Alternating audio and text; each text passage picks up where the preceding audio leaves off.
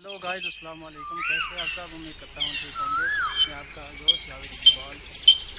मैं आज आया हूँ पिकनिक के लिए यूसुफपुर में, जो कि हमारे डोक है।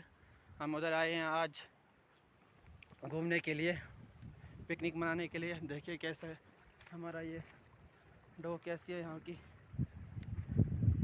अभी छोटे छोटे बादल भी हैं। बहुत ही अच्छा जगह है यहाँ पे।